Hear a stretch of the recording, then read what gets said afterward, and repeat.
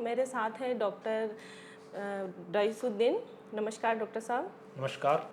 हम आपका कीमती समय आपने हमारे साथ निकाला, उसके लिए बहुत बहुत धन्यवाद। Thank you. हमारा आपसे एक सवाल है सर, जी। कि हम देख रहे हैं एंड महसूस कर रहे हैं इस दिवाली के समय में कि हवा में खुशबू से ज़्यादा धुआं है। इसमें हम अपनी रोग प्रतिरोधक क्षमता को मजबूत बनाने के लिए आयुर्वेद से किस प्रकार सहायता ले सकते हैं, या आयुर्वेद हमारी इसमें किस प्रकार सहायता कर सकता है? देखिए, प्रदूषण से जो हमारे प्राणवायु स्रोतस है, रेस्पिरेटरी सिस्टम्स एंड सिस्टम्स, इस पे प्रभाव पड़ता है। तो उसके कारण हमें खांसी, सर्दी, जुकाम, सांस की समस्या, ये सब समस्या हो जाती हैं। तो इसमें हम लोग आयुर्वेद के में जो बताया है कुछ, जैसे पहले तो प्रदूषण से बचाव करना चाहिए हमें, और गर्म पानी का थोड़ा सेवन कर सकते हैं, और घर से बाहर जाते समय दोनों नाक में थोड़ा थोड़ा अणु तेल हम लगा सकते हैं। एक ड्रॉप अणु तेल का फिंगर पर लेके और इस पे नोज़ में हम लगा सकते हैं, तो प्रदूषण से थोड़ा बचाव हो जाएगा हमारा। और मेडिसिन में कुछ बैद्यनाथ की एक प्रिपरेशन आती है, जुकामो सिरप आता है, वो हम 2-2 चम्मच दिन में 2 बार गुनगुने पानी में घोल के ले सकते हैं। इसके अलावा गुल बनस्पति एक काढ़ा करके आता है, वो भी हम ले सकते हैं। और इम्यूनिटी बढ़ाने के लिए हम च्यवनप्राश का सेवन कर सकते हैं। च्यवनप्राश में एक सामान्य च्यवनप्राश आता है और एक केसरी कल्प है। केसरी कल्प थोड़ा एडवांस है, उसको भी हम यूज कर सकते हैं। एज ए रसायन कर्म करेगा, वो बॉडी को जो है रिजनरेट करेगा और पूरे प्राणवायु स्रोतस पे कार्य करता है। आजकल लोगों में फिटनेस को लेके बहुत क्रेज़ है। जी। हम हर बच्चे को देखेंगे, हर लड़के को देखेंगे, लड़कियों को देखेंगे, अपने साथ एक बैग लेके सुबह सुबह निकल पड़ते हैं, शाम को निकल पड़ते हैं जिम के लिए, फिटनेस के लिए। तो वो लोग शेक वगैरह लेते हैं, है ना? तो हम उनको कुछ आयुर्वेद से कुछ दे सकते हैं, जैसे कुछ उनके लिए स्पेशल आयुर्वेद में बनाया गया हो? हाँ, दे सकते हैं। आजकल जो है लाइफस्टाइल डिसऑर्डर में ही आता है कि मोटापा या जो है फैटी लिवर, और इसकी वजह से हमारा ओवरवेट हो जाता है, जंक फूड, फास्ट फूड, ये सब खाने की वजह से।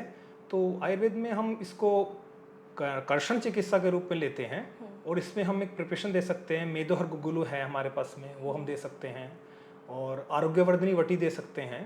तो इससे जो है लाभ मिल सकता है। कुछ स्पेशल उनके लिए च्यवनप्राश या कुछ पाक वगैरह कुछ है ऐसा? नहीं, इसमें जो सबसे अच्छा कार्य मेदोहर गुगुलू ही करेगा, जो मेद का पाचन करेगा और मेद संचय को कम करेगा।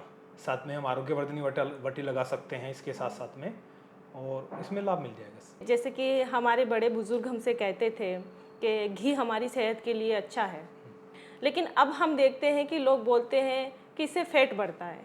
तो क्या ये सच है, या इसके पीछे कोई और वजह है? इसका क्या कारण है? अगर घी के अंदर मिलावट रहती है तो उससे फैट बढ़ने के चांसेस रहते हैं, या कोई पहले से ही मेद संचय वाला व्यक्ति है और वो घी का सेवन करता है, तो उसको फैट बढ़ने के चांसेस रहते हैं। लेकिन घी जो है वो सदा पथ्य है, और अगर शुद्ध घी है हमारा, जो जिसे हम देशी घी बोलते हैं, तो उसको लेने से प्रॉब्लम नहीं आता है।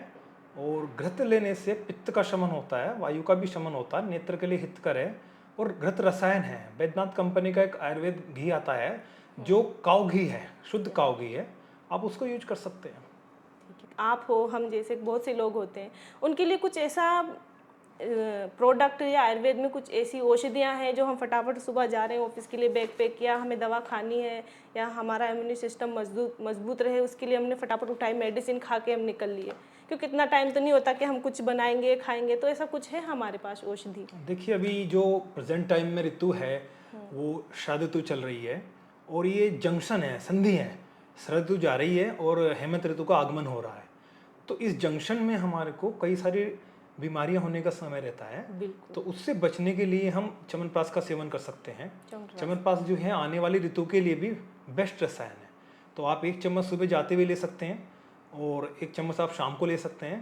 तो वो रसायन कर्म करेगा और हमारी इम्यूनिटी को भी बढ़ाएगा, बॉडी को प्रोटेक्ट करेगा, जो कोई बीमारी वगैरह हमारे को नहीं लगेगी। बोलते हैं लोग कि शिलाजीत ओनली पुरुषों के लिए बनी है, उसको पुरुष ही सेवन उसका कर सकते हैं, तो क्या महिलाएं उसका सेवन नहीं कर सकती? नहीं, ऐसा नहीं है। उसको महिलाएं भी शिलाजीत का सेवन कर सकती हैं।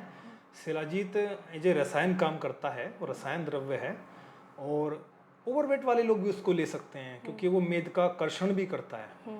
तो शिलाजीत दोनों लोग ले सकते हैं, स्त्री पुरुष दोनों के लिए लाभदायक है, रसायन कर्म करेगा। ऐसा कुछ नहीं है कि वो पुरुषों के लिए ही है, दोनों ले सकते हैं। ठीक है, थैंक यू सो मच।